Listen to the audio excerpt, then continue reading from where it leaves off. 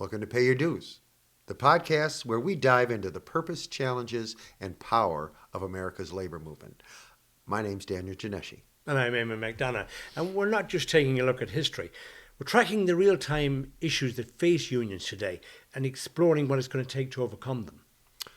Each week, we hope to bring you stories from the front lines of the workforce, how unions are shaping industries, protecting rights, and fighting for fair treatment, wages, and benefits for all of America's workers. Whether you're on the front lines or in the boardroom, or you're just curious about the role that unions take in shaping society and the economy, you've come to the right place. So join us as we dig into the heart of the issues, highlight the voices working for change, and look ahead at what's next for America's labor movement. This is Pay Your Dues. Let's get started. I'm a union man in a union war. It's a union world I'm fighting for. There's a better world that's a-coming, don't you know? Can you tell me why you're running for president? Because I feel that the position should carry more. Right now, it's name only. That our union has got so big that position needs to pull its weight, the same as the business manager, and as you have reasons. But you don't think that in this configuration it's able to do that? No, I don't believe it's being. Yeah, well, I do believe that there has to be more autonomy to that position. The issue of the president being an employee. Yes, because of then the business manager? because then you're answering to the business manager. Do you think that most of the members understand that our president is in the office at the behest of the business manager and not the membership? No, I don't. You don't? I don't. There's a handful, but the majority of our members believe that the president is actually the head of the union, which I'm not saying that's the way we're going. Sure. I'm saying I want something of a level playing field between the business manager and the president, where one does not answer to the other, and I believe that would actually benefit and help our union, because it's not one person. So the president, at the current time, the president does make a salary if he's hired by the If he's business hired by manager. the business manager. And you and I both have that. We both feel that that's a conflict of interest. Yeah, because that means the president doesn't get to make any decisions. He is answerable to the business manager, even though technically, if you look at our constitution, he appoints committee heads. There is a lot of stuff that gives him some independence, but it doesn't really when his wages are coming from the business manager. Would you disagree with that? No, I don't. I think it's problematic on another level. Fundamentally, we only have 10 seats on the executive board, which is problematic. We should have an odd number. We should have an odd number. And if the business manager holds one of those votes, one of the 10, and then hands out two very large salaried positions, we needn't go into how big they are, but they're very well compensated offices. How much independence can we expect? Well, you answer me that question, because we can't. Should we expect independence? Or Yes. Well, you don't think we should? No. I just wonder: is there a flaw in the members' thinking? If the business manager hires the president, is it fair to think that he will be? But I don't think the membership realizes that. I think they actually think the president is an independent position. Right. Now, I'm sure there are some that know, but the majority don't, because the information is not put out there for them. And then we do have to find some way to get our members more involved. We have a small percentage that are involved in going to meetings. Mm-hmm. Maybe that is as we need to have at least one meeting every quarter down by the studios. I think we do need more outreach with the meetings, for sure. To help the members get involved. Yes. Well, you have to facilitate. Or give them no excuse not to be involved. I mean, we have Zoom, and sometimes there's only 100 people on a Zoom meeting in a 2,200 member local. Not really impressive. But to give them a little bit of defense on that, it's 6:30 in the evening, where most of them that have worked a 12-hour day are driving home. Okay. And we have a rule, which the rule is applicable, that your face has to be on the screen, otherwise you can be turned off. Well, if we could figure out some way where you're allowed to tune in and listen, you can't vote if you're not on that screen, right? But people will tune in to listen. And if they're in their car and they can just now, I do notice there are some, but that opens you up to a ticket driving down the road when you've got For sure, an for active sure. screen in your car. Yeah. It sounds like, though, as president, you're going to need a business manager with a different attitude. With an attitude of cooperation, but yet knowing when we both have to. So, yes, and I'll let you take that side of it. Well, I'm running for business manager because I think that it is I've already brought a motion a number of years ago to split that office because I think it does distort the dynamics of the office. It is, if you look in the Constitution, it is an extensive list of responsibilities that go from labor to secretarial duties to treasury duties.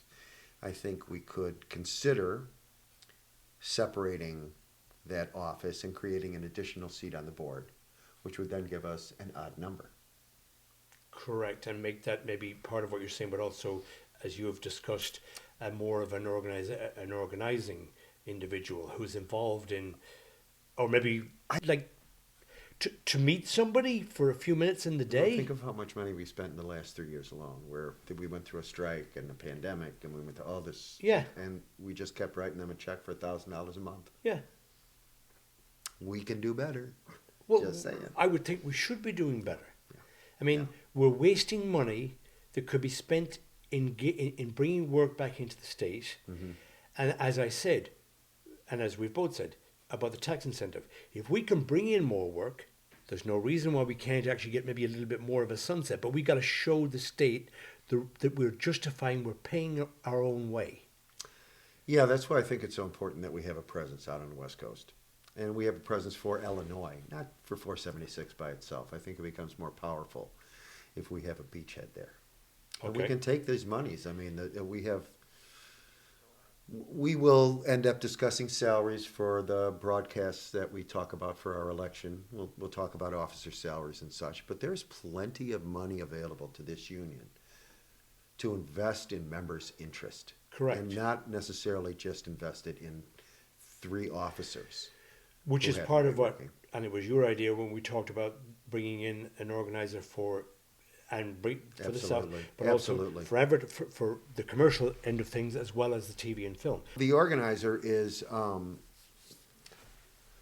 we need an organizer to always, we have to constantly go for commercials. We cannot leave our commercial people No, behind. because- We and have to have a big presence. And that used to be the breadwinner in this state for years, up until about 2001. Very much so, very much so. So we owe it to our commercial people. We owe it to Chicago to make sure that we have as much of that work as we can get.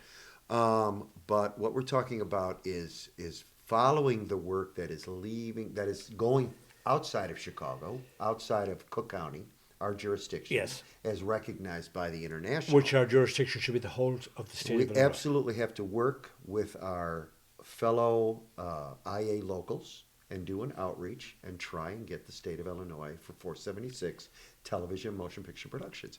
We have And commercials. flyover studios in Rantoul. They got, I believe they got $1 million from the state of Illinois to upgrade their facilities. There's a facility in Rockford. I don't know the name of the studio, but they got $3.8 million. In that same trush that Fields got a big chunk of money. Unfortunately, CSR didn't get it. Well, that's why I'm like, so they get that kind of money, and we have a studio here in Chicago that's been like hung out to dry. Well, That's I the think it was. I don't know if it was.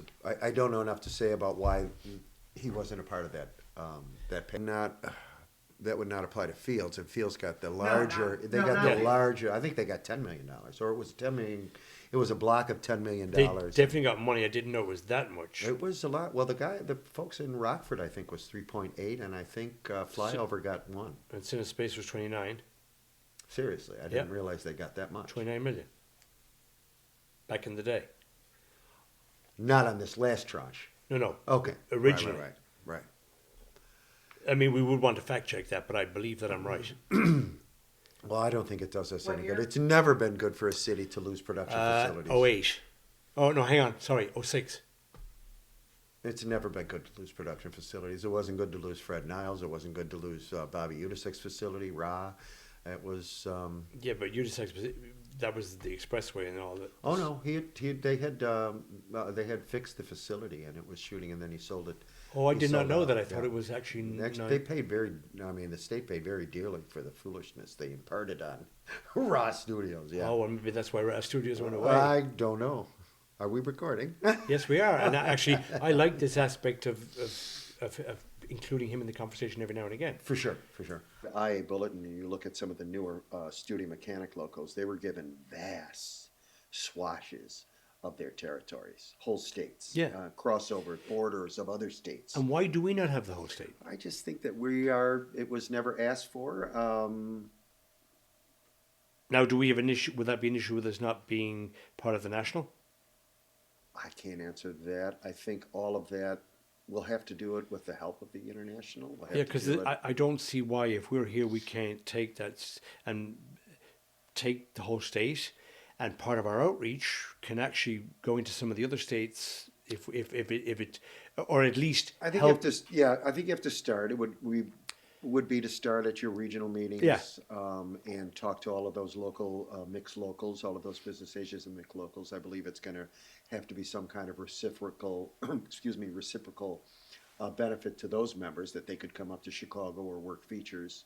Well, it would using actually- television, but if you're down in all the way at the southern Carbondale. But I still like the idea because we kill two birds with one stone. We organize them, and now all of a sudden, if there's a movie coming in, we can show that we have the employees and the skilled labor to be able to jump on that particular production. Right. It would behoove us to have a really comprehensive training program that we could. Yeah, which we did have back in the day. I mean, you remember Train the Trainer and some of that I stuff? do. that You we- remember Train the Trainer? I do. It was, I have well, isn't that forgotten- what the whole part of it was? Remember? No, it was the best thing, and really props to President Matthews, because he did a great job. He did. Of our training programs, because starting off with Train the Trainers was one of the best things that we did, and it was I actually fun, remember and when it was we fun too. Did you do the ETCP training Yes. when he brought in the guy who wrote the book? Yeah. I'll never forget that. Yeah. Richard Cadena. He brought in Cadena. Was he? Cadena Was asked he was us- the guy that did the memory test, or was No, that a different guy? That was the. So I guess the memory test didn't work. That was the Train the Trainers.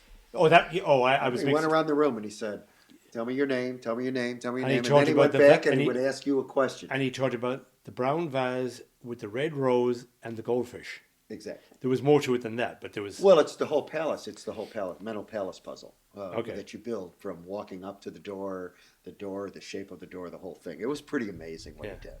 And then he Yeah. had us take our own topics What's and a mental palace puzzle? So it is using keys for memory. It is a prompt to tie a name to an object in your memory. So as you go through a room and you're in a room of people and you're meeting them, and I meet you, Jordan, you're the first one I met, you're walking up to the front door. Jordan goes up to the front door. Eamon opens the front door and inside the front door there's a cat, and Sally sees the cat. So that's how I remember. So you use keys to remember names, but also some actors do it for memorization as well. I just think it's very complicated, but it actually does make sense. I guess it depends on what your memory process is. It was pretty effective. He was pretty impressive. Yeah, He was very impressive. Yes, and then he had us pick our own topics and train our fellow workers. And you had us bend conduit. Yes. I'm trying to remember what I must have done.